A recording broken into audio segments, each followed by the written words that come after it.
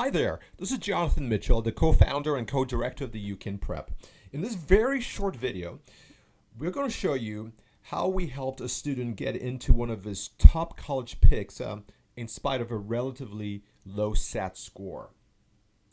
The video you're going to see is an actual recording of a live workshop, an online workshop we conducted a few weeks ago, during which we outline the actual strategy we specifically used to position him.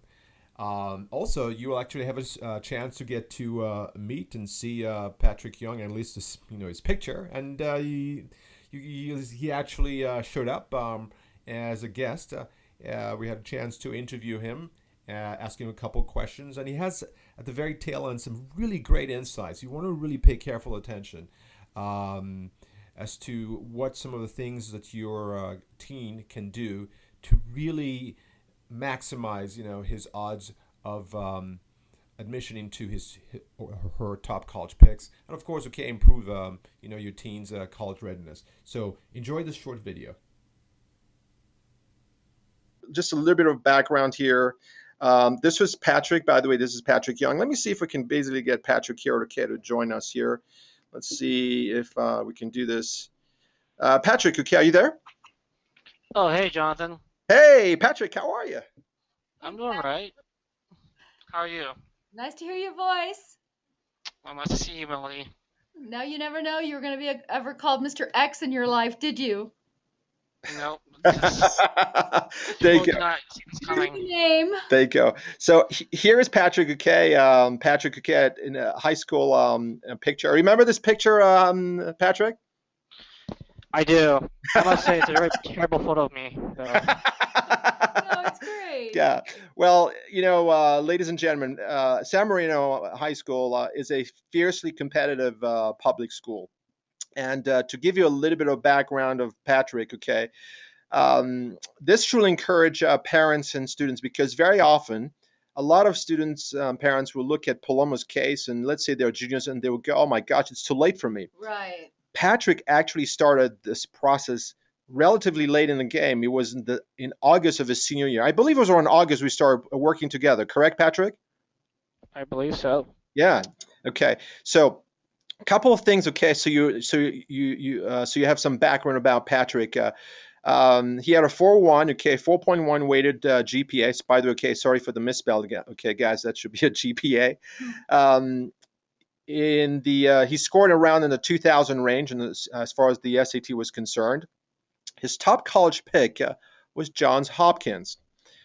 When he shared this with us, we knew there was a major challenge, because Hopkins numbers typically, Hopkins is looking for much higher numbers than a 4.1 or 2000. And we really knew that we had our work cut out, with Patrick. And again, to add a little bit, okay, to the challenges that, as we mentioned, okay, Patrick started in August, okay, a little bit, we have to say, okay, a little bit late, okay, in the senior year. Now, Patrick, okay, you had taken a test once in your junior year, is that correct? Yeah. Yes, okay. Once or twice. I'm sorry? Once or twice. I don't Once or twice, exactly. Okay. So anyway, his ending score, okay, was in the 2000 range and what have you. And so now, however, okay, Mel and I examined very carefully his bio, his extracurricular bio, and we identified two major hooks, okay? And Patrick, okay, do you remember what those two hooks were? Yes. I believe one of them was my theater experience. Yes.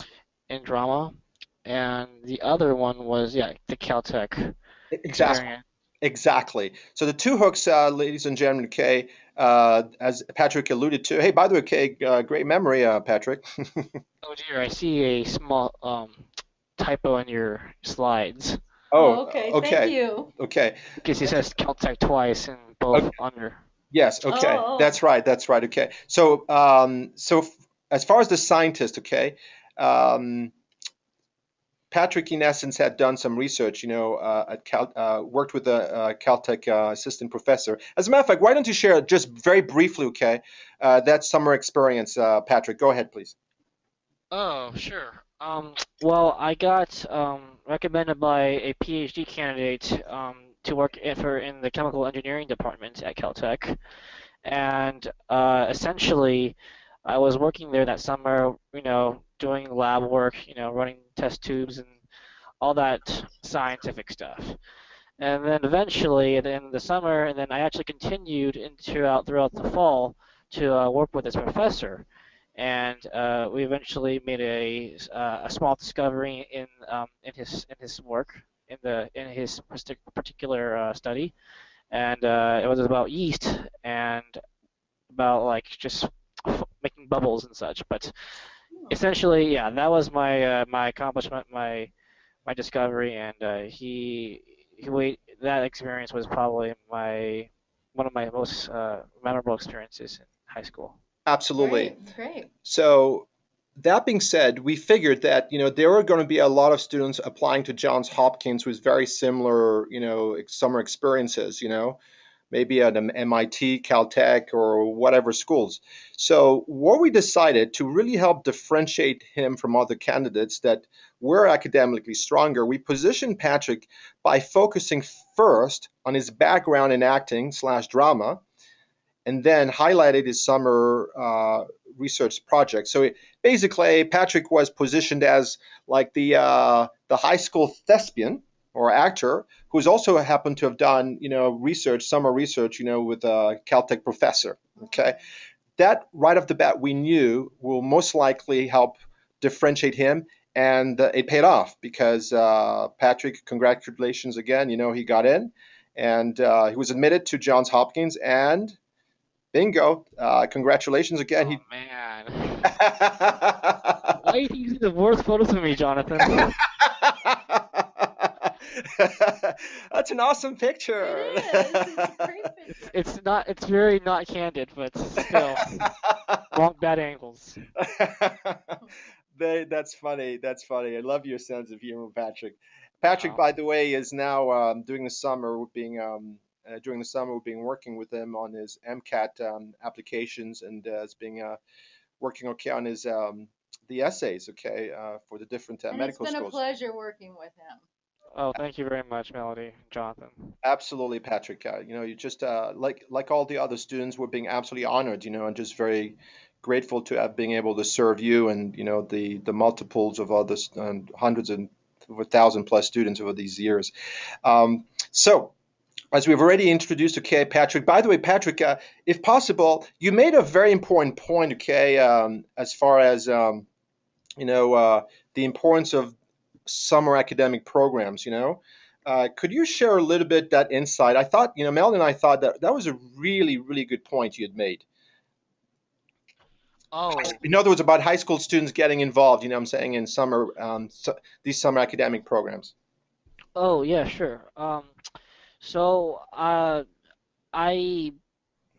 as Jonathan said before, it's really effective to use to do academic coursework in college community in college when you're a high school student. Essentially, it's really good and makes you more competitive. But some people don't truly understand why it actually works or what makes it so useful. And essentially, a college course, if you take it as a high school student, is it counts as if it's an AP course. So therefore, it counts as a 5.0 scale. And even though it may not necessarily count to your high school credits, which I don't think would be a huge problem because obviously I feel like any student will be graduating, but it helps you in the college admissions eyes because when they see a course taken at a college, it's weighed much more heavily and it gives it also has a huge bump on your GPA if you do really well. Excellent point. Well said, Patrick. Well said. Thank you so much. Appreciate that. Great. So there you got it. Okay, Mr. X himself. That's right. Okay. So really really pay attention, and for the students who are listening, and especially really take this is very wise advice. and strategic advice from someone who has been through the process. As you know, Johns Hopkins is one of the toughest schools in the U.S. and the most selective school, to get into. So great. So hopefully at this point, okay, you had some, parents here, some takeaways, feel free, of course, okay, if you have any questions, you can always email those to Melody and myself, we'll be always here, delighted to be of service to, to any parent or student, who just wants to understand a little bit about this process, By the way, I promised you at the very tail end a bonus strategy. And so here it is. What you want to do is select colleges which, based on your teen's test scores, are highly likely to offer a strong financial aid package, including merit scholarships.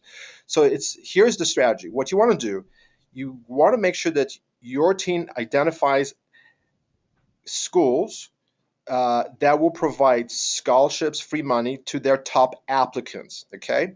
So what you want to do is look for colleges, have your teen identify colleges where the scores of the students in the top 25%, either in the SAT or ACT scores, all right, matches those of your teens. So what does this mean, all right? Now, it's all relative to the school. If you have a son, let's say your son is looking at a school like Yale or Stanford, the top 25% is very likely going to be like 22, 2350, you get the gist, all right? 2200. However, let's say you were applying to a school like, say, for instance, like Miami University or North Carolina State or Northeastern University, right? Well, when you study carefully the stats and you look, what are the median, what are the 25% percentile, okay, either SAT or ACT scores, you will find that a number of these schools, the top 25% is around 1900 or 1920. A lot of students already have those numbers. So all you have to do is, if you have a son or daughter who's scoring like a 1950 or 1980, make sure he or she includes those types of colleges on the list of schools that he or she eventually applies to. Take that to the bank. If you do just that one strategy, those schools will very likely be providing your teen with a minimum of a $10,000 scholarship per year, you know what I'm saying? Because they're already in the top 25%, and obviously presuming that your teen also has met the GPA requirements. There you go. So hopefully you like that one. Great strategy. Thank you. All right. Great. I hope you enjoyed this fairly short video, and I provide you some insight as to one of the very many ways that a student can strategically position themselves in the application process. Lots of parents we meet and students are really, really anxious about the test taking process, about test scores and how competitive college admission is. Also, our teens are really concerned. Are they ready for college? Parents are obviously very concerned about the cost of college tuition and what have you.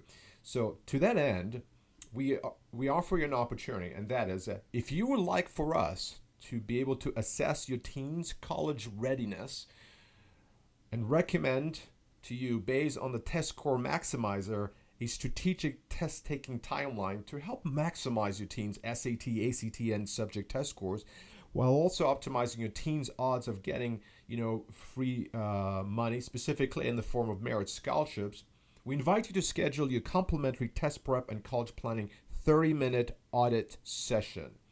To schedule this complimentary free session, simply click the link that you see below, which is www.bit.ly/1HQAF3S. Okay, so it's right there on the screen. Once again, it's www.bit.ly/1HQAF35.